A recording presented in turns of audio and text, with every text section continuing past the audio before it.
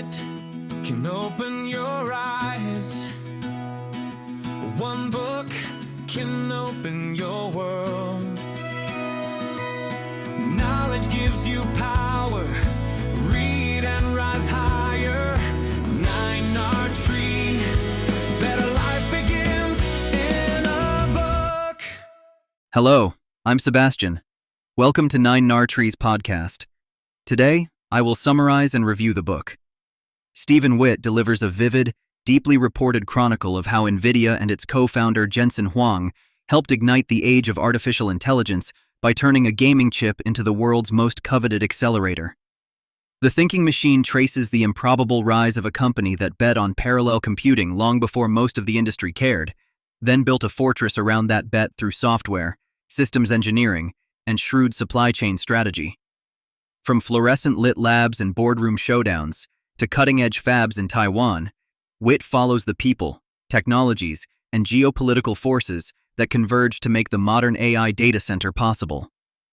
At once a technology explainer and an industrial epic, the book illuminates how CUDA, high-bandwidth memory, advanced packaging, and network fabrics became the new oil fields of the digital economy. Readers come away with a grounded understanding of why accelerators matter, how Nvidia secured its lead, and what the new power map of silicon means for business, policy, and everyday life. I will give you key takeaways from this book. Firstly, Jensen Huang and the long game of relentless focus. Witt portrays Jensen Huang as a founder who fused technical vision with commercial ruthlessness and personal resilience. The narrative follows his early experiences in chip design, the founding of Nvidia in the 90s, and the many near misses that forged an appetite for existential bets. Central to this arc is an insistence on building for the future rather than optimizing for the next quarter. Huang backed parallel computing when it was unfashionable, nurtured a culture that prized product discipline, and insisted on end-to-end control from silicon to software. Witt also captures the human side of leadership under pressure, including how storytelling, partnerships with researchers, and a willingness to reframe the company mission kept Nvidia aligned through market swings from PC graphics to mobile headwinds to the acceleration era. The result is a portrait of strategic patience where technical compounding and ecosystem building matter more than flashy launches.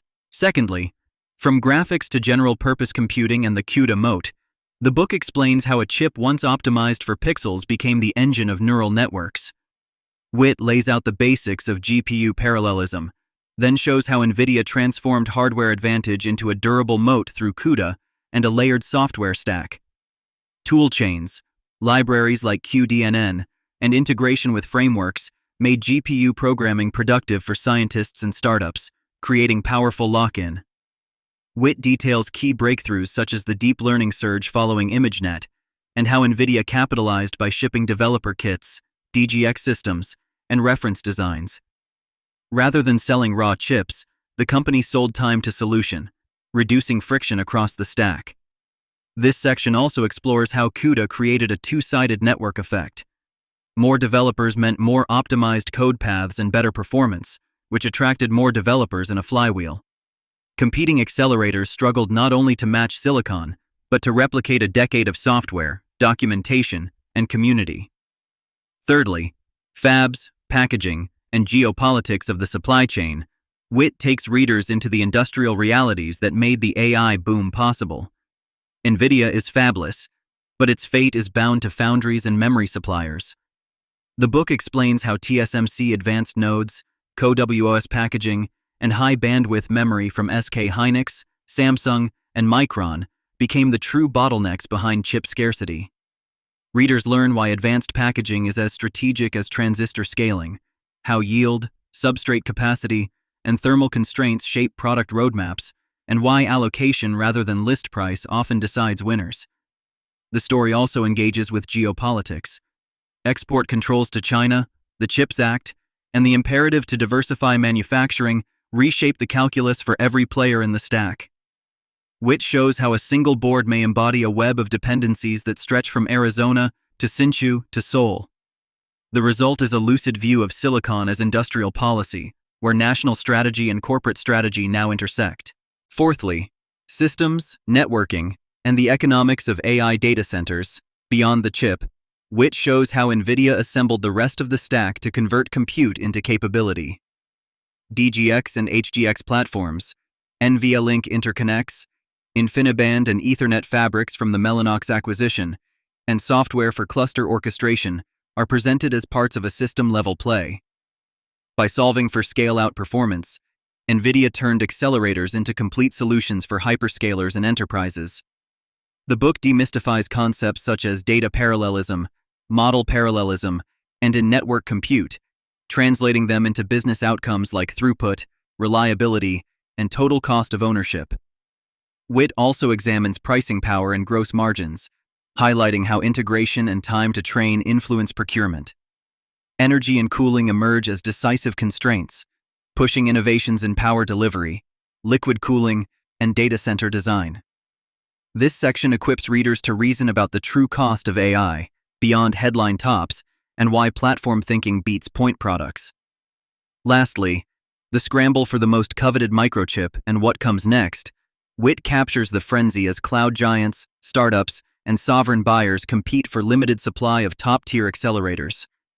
Allocation dynamics, prepayments, and deep partnerships define who gets early access and at what scale. The narrative situates Nvidia among rivals and alternatives, including AMD with MI series accelerators, custom silicon from hyperscalers, and specialist vendors building inference hardware.